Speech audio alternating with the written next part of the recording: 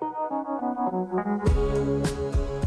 back to CBS This Morning, Saturday. Officials along the southern border say Mexican drug cartels are moving much larger shipments of drugs into the U.S.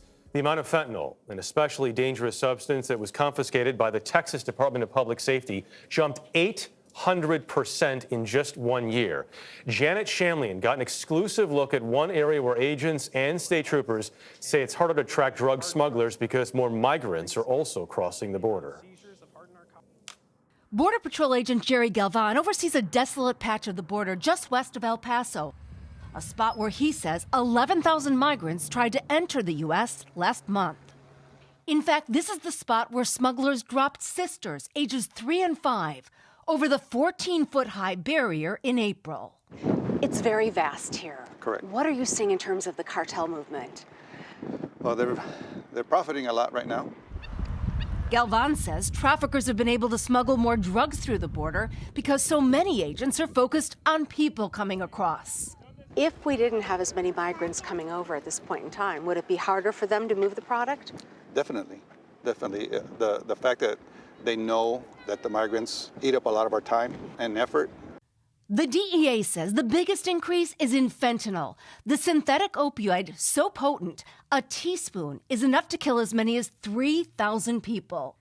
This is some of the 59 pounds seized in El Paso by Texas troopers the last 6 months.